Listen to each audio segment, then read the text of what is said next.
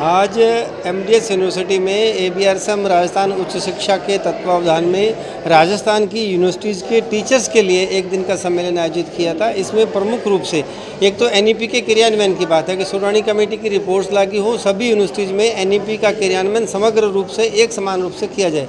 दूसरा, शिक्षकों की समस्याओं में मूल रूप से एक तो यहाँ पर सीएस की प्रॉब्लम सभी यूनिवर्सिटीज़ में है। कैरियर एडवांसमेंट स्कीम के तहत जिन टीचर्स को उनका वित्तीय लाभ समय पर मिलना चाहिए वो बिल्कुल भी नहीं मिल पा रहा है और बहुत सारी यूनिवर्सिटीज़ में 8-8, 9-9 साल से वो चीज़ें ड्यू है। दूसरा ये है कि यूनिवर्सिटीज़ में शिक्षकों के पद 1500 से अधिक राजस्थान में खाली हैं, तो उन पदों में भर्ती शीघ्र की जाए और ताकि यूनिवर्सिटी में शोध और शिक्षण का कार्य ठीक से हो सके। पेंशनर को जो पेंशन की जो समस्या है उस पर का भी मुद्दा आपने उठाया था। पेंशन की दो प्रकार की समस्या है। एक पेंशन तो यह है कि जो पहले से पुराने लोग जो रिटायर हो गए उन पर बजट के अभाव में समय पर पेंशन नहीं मिलती। तो मैंने माननीय कुलाधिपति महोदय से आग्रह किया है कि जिन यूनिवर्सिटीज़ में ये पेंशन पुराने शिक्षकों को नहीं मिलती है उनको तय समय 1 तारीख को उनकी पेंशन मिले, इनका ठीक से व्यवस्था निर्धारित की जाए। जो मेरे बच्चे के लिए करता है वही विचार इसके लिए भी करूंगा। इतनी मानसिकता बढ़ने की जरूरत है। मेरे ख्याल से इतनी मानसिकता हो गई तो आगे का खुद हो सकता है, आगे का सीधा होगा, अच्छा होगा, बहुत अच्छा होगा, लेकिन ये मानसिकता की बढ़नी चाहिए। मैं राजस्थान के शिक्षकों के बारे में बहुत सारे जानता हूँ, लेकिन बहुत से शिक्षक मैंने देखे जो ये बात नहीं सोचते। जिस स्कूल में हम पढ़ाते बच्चों को वो स्कूल में हमारे लड़के नहीं पढ़ते, शिक्षकों को दूसरे शिक्षक इसमें पढ़ते क्यों? मेरे ख्याल से है तो ठीक नहीं। तो हम जब जो स्कूल में बच्चों को पढ़ाते वही स्कूल में अपने बच्चों को नहीं पढ़ाते, तो ये भी ध्यान देने की बात है। तो सोच बदलना चाहिए, ये मुझे मेरा आग्रह है। और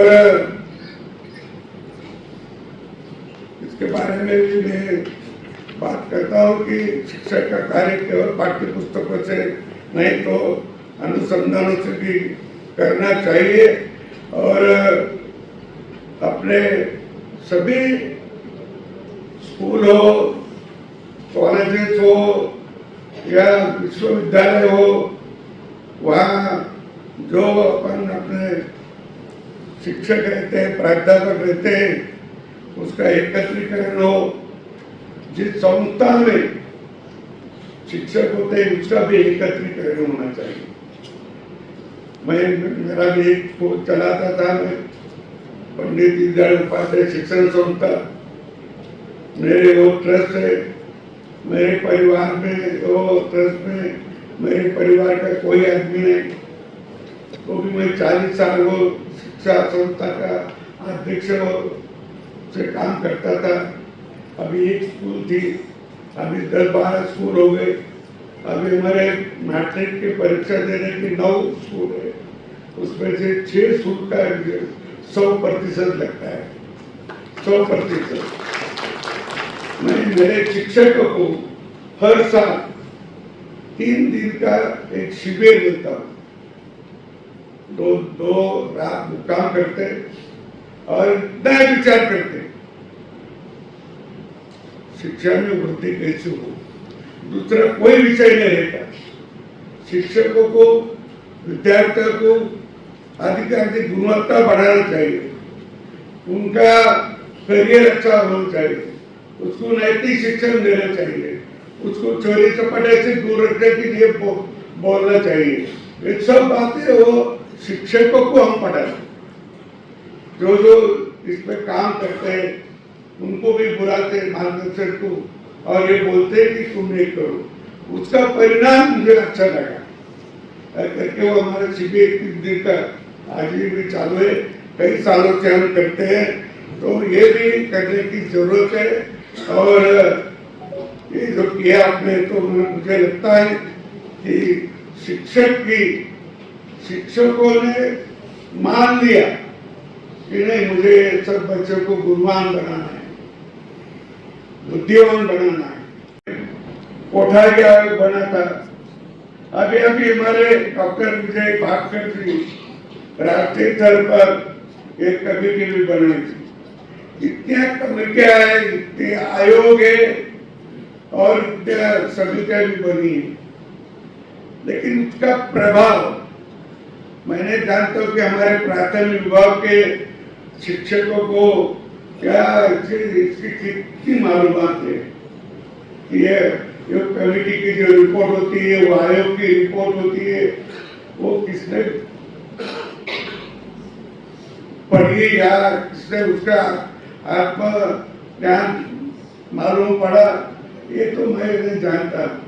मुझे तो लगता है कि ये कभी न कभी शिक्षक क्षेत्रों में के कार्यकर्ताओं ने, अध्यापकों ने, प्राचार्यों ने ये जो नीतियां बनी है उसका भी अभ्यास करना चाहिए, वो भी पढ़ना चाहिए और उसमें जो राष्ट्र के हित का है वो बच्चों को बताना चाहिए। और बच्चों को बताने के लिए ही अपने उनकी भी उम्र बढ़ेगी, उनका भी हौसला बढ़ेगा और उनको भी अच्छा लगेगा। ये सब आपने करना चाहिए, ऐसा मुझे लगता है। मेरा इस शिक्षक सम्मेलन में आप सभी से यह आग्रह है कि हम देश के विद्यार्थियों को ऐसी शिक्षा प्रदान करें जिसमें जीवन में वो उत्तर बढ़ सके। स्वामी दयानंद जी सरस्वती ने लिखा है, शिक्षा मनुष्य का ज्ञान है, संस्कृति है, धार्मिकता है, आत्मनियंत्रण है, नैतिक मूल्यों और धारणीय गुणों को प्राप्त करने की मदद करती है। शिक्षा से ही मनुष्य विद्यमान अज्ञानता, कुटिलता तथा बुरी आदतों से छुटकारा मिलता है। आपके इस शिक्षक महासंघ से मेरी यही अपेक्षा है कि ये सभी शिक्षकों को, विद्यार्थियों को समुचित विकास करने के लिए राष्ट्र के लिए समर्पित होकर कार्य करें। मैं ये मानता हूँ कि शिक्षक खुद के जो बच्चे रहते हैं, अपने जो बच्चे, लड़का है लड़की, उसके बारे में जो सोचता है,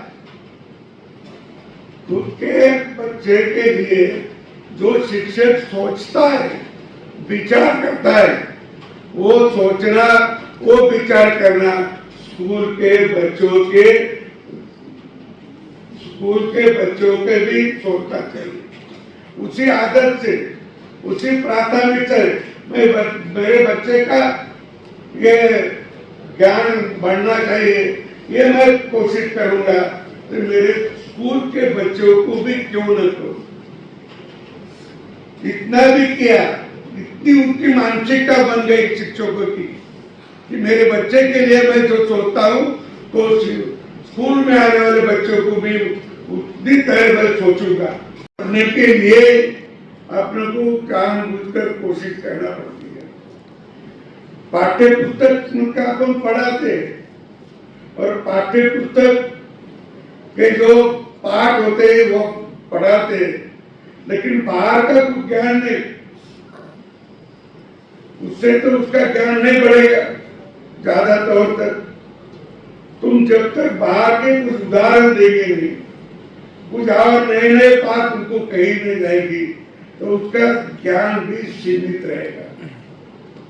उसका ज्ञान पाठ्य पुस्तक जितना उसका ज्ञान सीमित रहेगा, उतने परीक्षा में उतना पास होने से काफी है, लेकिन पास होने से चलता नहीं। उसकी बौद्धिक क्षमता इतनी बढ़नी चाहिए कि वो खुद आगे खुद का पर आगे जा सकता है और कुछ व्यवहार भी करता है, उद्योग भी करता है। शिक्षा का मतलब है कि वो स्वयं अपना काम चलाए, स्वयं कमाए, और स्वयं कमाने के लिए उसको बौद्धिक क्षमता भी उनकी बढ़नी चाहिए।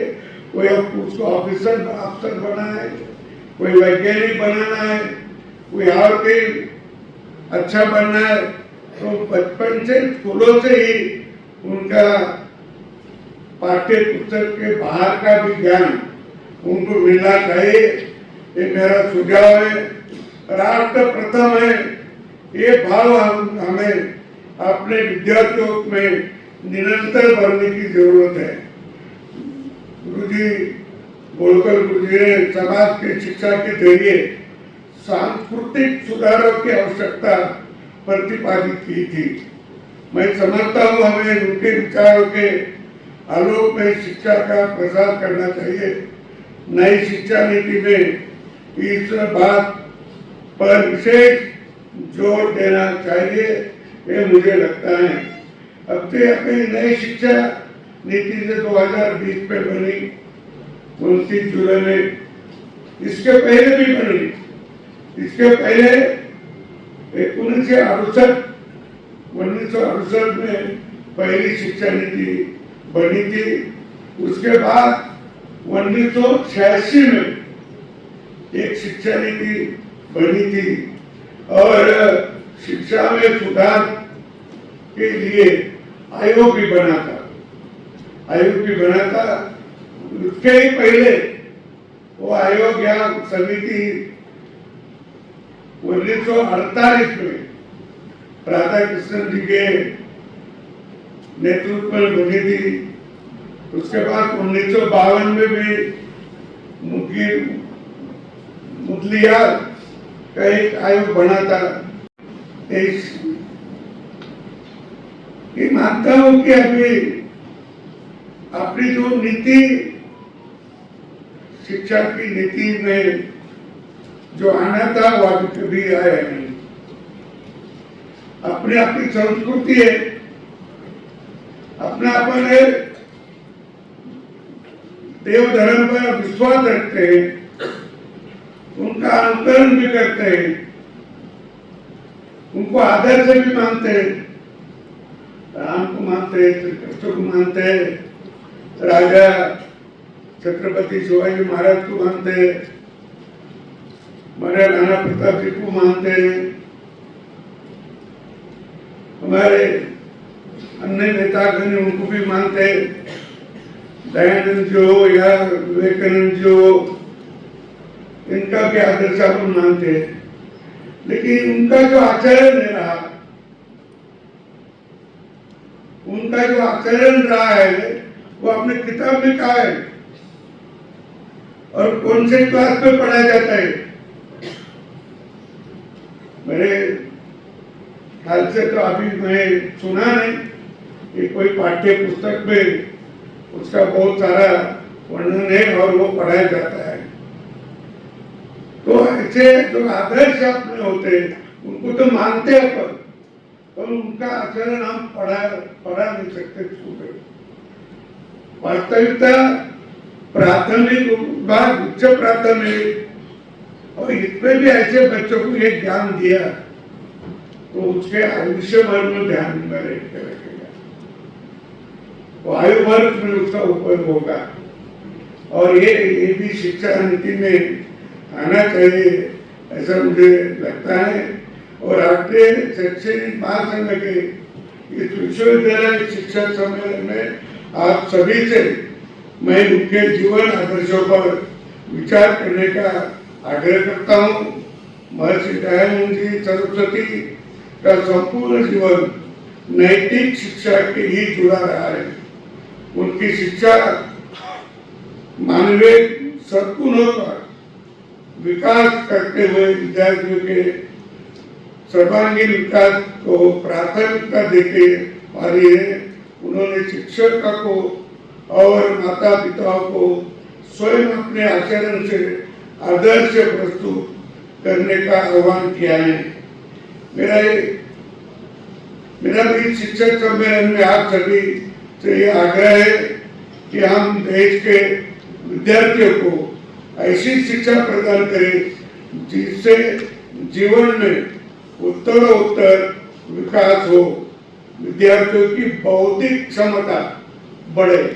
मैंने ये भी सुना व्यायाम करते,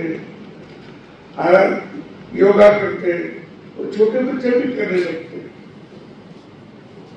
और छोटे बच्चे भी कहते तो उसको बाद में बड़े होने के बाद तो उसको एक हैबिट हो जाती है, वो करने को तैयार हो जाता है। ये भी अपने को करना है। महर्षि दयानंद सरस्वती विश्वविद्यालय में ये आयोजन रखा है, इसलिए मैं उनका दयानंद जी को बहुत बढ़िया हस्ती है, बहुत बड़ा काम हमारे समाज का उन्होंने किया है, आपको सबको पता है। लेकिन अभी भी ज्ञानेश्वर का इनाम कहा हमारे कुलपति साहब ने दिया। ज्ञानेश्वर तो महाराष्ट्र के, और मैं जिस जिला से आता हूँ उस जिले के संभाजीनगर, अभी पहला और मत बोलते थे, अभी संभाजीनगर जिले में पैठन है, और पैठन में आपके गाँव नाम का गाँव है, वहां के हो। पर बहुत सालों को हमने पूछा है कि ज्ञानेश्वरी किसने लिखी, तो सबका उत्तर एक ही आता है, ज्ञानेश्वर ने लिखी। ज्ञानेश्वरी ने लिखी नहीं, उन्हें बोली। उन्होंने निवासा एक गाँव है, वहाँ एक पैस नाम का एक खंबा है, उसको टेक कर वो बैठे और उन्होंने बोली और लिखा। तो ज्ञानेश्वर के आखिरी मूवी भी उसका उल्लेख किया है, 12 चेते 12 तरे यानी 1212, 12 चेते 12 तरे तय टीका केली ज्ञानेश्वरी। सच्चिदानंद बाबा आधारित लेखक को झाला। इसका मतलब कि सच्चिदानंद बाबा जो उन्होंने वो लिखी, सच्चिदानंद बाबा ने लिखी और ज्ञानेश्वर ने बोली। पर बहुत सारे मैंने हमारे शिक्षकों को भी पूछा बहुत बार, तो यही उत्तर देते ज्ञानेश्वर ने लिखी, तो पढ़ा नहीं करके। और ऐसे इस पे अपने को हमें जाना पड़ता है। घर में बड़े भाई हुई बहन हो तो वो होते हैं, बाद में स्कूल में आए तो बाहर के शिक्षक उनके शिक्षक होते हैं। लेकिन मैं कभी कभी देखता हूँ यूट्यूब पे वगैरह, एक साल के बच्चे, उसके पूरे कपड़े भी नहीं आग पे उसकी, पर उसका कुछ काम करते थे। आप भी किसी ने देखा होगा, बहुत सारे लोगों ने उसको अपन बजाने का भी काम करते हो, सिखाए उसको, पानी में तैरना भी सिखाए, और खुशी से पानी में कूद जाता है, थोड़ी दूरी तक तो उधर जाता भी है। 2 साल के बच्चे कैसे तैयार होते हैं, उनको सिखा करके तो तैयार होते हैं ना। इतनी छोटी आयु में उनके माता पिता उनको एक ज्ञान देते होंगे। और भी कुछ जाके मैं एक बात ये भी सुना है, एक 2-2.5 साल का लड़का होगा, देखता तो उतने लगता, पिता ने उधर इलेक्ट्रिक का वायर हाथ में रखकर गिर गए जमीन पे और थर करने लगे। तो बच्चे ने देखा, उन्होंने एक लकड़ी लाई, लकड़ी से दूर करता था, वो भी नहीं हो गया। फिर वो जहाँ उसका बटन था इलेक्ट्रिक का, वो उसका हाथ तो नहीं वहां जाता था, लेकिन स्टूल रखा, स्टूल में खड़ा रहा और बटन बंद किया। 1.5-2 साल के बच्चे कर सकते हैं, तो फिर उसका ये ज्ञान बढ़ता है। तो जब वो स्कूल में जाएगा तो उसका तो और भी ज्ञान बढ़ेगा। लेकिन ये प्रवृत्ति आपके इधर नहीं है, मैं आपके इधर की कभी ऐसे बन के देखे नहीं, लेकिन देख करना चाहिए। बच्चे से 1 साल 2 साल के बच्चे ही पढ़ तो सकते हैं, लेकिन कृति कर सकते हैं। शिक्षक महासंघ का एकत्रीकरण है, और ये अखिल भारतीय शिक्षक महासंघ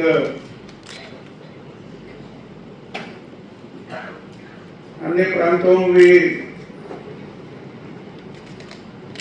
अलग अलग नाम से कार्य करते थे, लेकिन अभी उन्होंने एक ही क्षेत्र में सभी को लाया है। मैं तो कभी स्कूल में शिक्षक रहा नहीं, लेकिन बहुत सालों तक शाखा में मात्र शिक्षक रहा हूँ।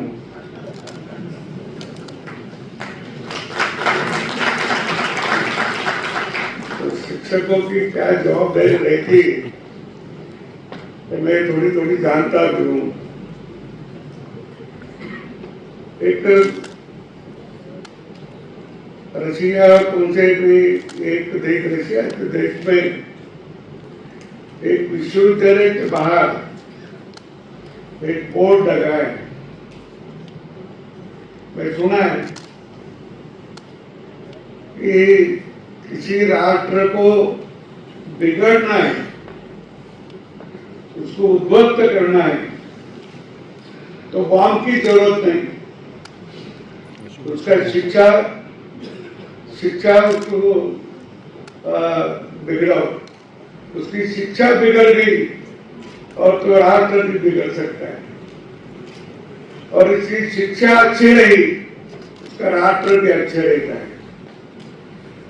और ये सभी राष्ट्र को बनाना है, तो शिक्षा ही महत्वपूर्ण है। और शिक्षा का पहला शिक्षक जो होता है वो बच्चों की माँ होती है। बच्चों को बनाना है, इतना उन्होंने कोशिश किया तो बना सकता है। और बनाएंगे ऐसी अपनी भावना निर्माण हो, और ऐसी भावना निर्माण करने के लिए शिक्षक महासंघ कोशिश कर रहा है। मैंने बोला ये कोशिश बहुत अच्छी है, उन्होंने और आगे बढ़ना चाहिए। देश भर के बहुत सारे अभी 12 लाख उनके सदस्य हैं, उन 12 लाख सभी शिक्षकों की संख्या से 12 लाख का आंकड़ा तो कम होगा। अपने को वहां तक जाना है कि आधे शिक्षक भी देश भर में आधे शिक्षक अपने पास आए और अपने पास 50% से ज्यादा शिक्षक इस संगठन में जुड़े। तो मेरे ख्याल से आपके विचार में, सभी के विचार में, जो बच्चों का शिक्षण अच्छा हो, ये जो अपन मानसिकता बनाए, ये जो अपने कोशिश किए, इसीलिए अपन ये संगठन कार्य कर रहा है। वो संगठन निश्चितपणे लाभदायक होगा और फायदेमंद होगा। इसके साथ साथ मुझे यहाँ बुलाया, मैं आपके सभी शिक्षकों का दर्शन मिला। बहुत सारे इस विभाग में काम करने वाले अधिकारी वर्ग इनका भी मुझे दर्शन हुआ। मैं आपका सबका आभार व्यक्त करता हूँ और मेरे वाणी को विराम देता हूँ। जय हिंद, जय महाराष्ट्र। राष्ट्रीय शिक्षा नीति 2020 ये भारत के लिए एक बड़ा मौका लेके आई है। हमारे विद्यार्थियों के लिए, हमें छात्र छात्राओं के लिए उनका आत्मविश्वास निर्माण करें, अपने जीवन को अच्छी तरह से कैसे बिताएं, शिक्षा को अपने जीवन में किस अच्छी तरह से लाएं, अपने पारंपरिक भाषाओं में कैसे शिक्षण ले, इसी के लिए ये राष्ट्रीय नीति है। और इसको अच्छी तरह से राजस्थान स्टेट में अच्छी तरह से इम्प्लीमेंट हो, इस पर उसके क्या डिफ़िकल्टीज़ हैं, आने वाले सालों में किस किस मुद्दे पर इस पर बात करेंगे और किस तरह से हमारे राष्ट्रीय शिक्षा नीति को राजस्थान में इम्प्लीमेंट करें, इसके लिए आज अखिल भारतीय राष्ट्रीय शैक्षिक महासंघ का अधिवेशन है। सारे 13-14 राजस्थान राज्य में जितने विश्वविद्यालय हैं उसमें से 13 से 14 कुलपति यहाँ हैं, बड़े बड़े शिक्षक यहाँ हैं। सब लोग दिन भर बातें करेंगे और सब विचार करके अपना एक प्रस्ताव अपने कुलाधिपति के सामने रखेंगे और उससे ये विश्वास है कि इसमें कुछ न कुछ अच्छा बदलाव आएगा। सर आपका परिचय? मैं प्रोफेसर आनंद भालेराव राजस्थान केंद्रीय विश्वविद्यालय का कुलपति हूँ और ये विश्वविद्यालय 2009 से यहाँ है, जो सेंट्रल यूनिवर्सिटी ऑफ राजस्थान से मशहूर है। वो A++ ग्रेड एक्रीडेटेड है NAAC से और कैटेगरी 1 स्टेटस भी है हमारा। MDS यूनिवर्सिटी में ABRSM राजस्थान उच्च शिक्षा के तत्वावधान में राजस्थान की यूनिवर्सिटीज़ के टीचर्स के लिए एक दिन का सम्मेलन आयोजित किया था। इसमें प्रमुख रूप से एक तो NEP के क्रियान्वयन की बात है कि सुरवाणी कमेटी की रिपोर्ट्स लागू हो, सभी यूनिवर्सिटीज़ में NEP का क्रियान्वयन समग्र रूप से एक समान रूप से किया जाए। दूसरा, शिक्षकों की समस्या में मूल रूप से एक तो यहाँ पर CS की प्रॉब्लम सभी यूनिवर्सिटीज़ में है। कैरियर एडवांसमेंट स्कीम के तहत जिन टीचर्स को उनका देय वित्तीय लाभ समय पर मिलना चाहिए वो बिल्कुल भी नहीं मिल पा रहा है और बहुत सारी यूनिवर्सिटीज़ में 8-9 साल से वो चीज़ें ड्यू है।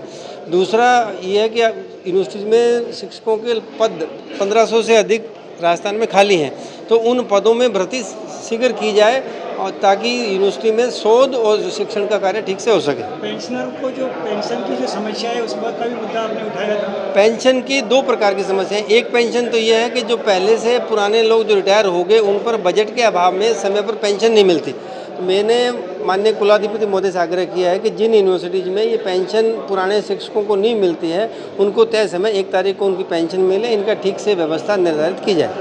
सर आज इस कार्यक्रम में कौन कौन शामिल होगा? इसमें आज 10 यूनिवर्सिटीज़ के तो कुलपति हैं, मुख्य अतिथि माननीय कुलाधिपति राज्यपाल जी थे। ABRSM के राष्ट्रीय अध्यक्ष JP सिंघल साहब विशिष्ट अतिथि के रूप में उपस्थित थे। संघ के क्षेत्र प्रचारक माननीय निम्बाराम जी भी इसमें उपस्थित थे।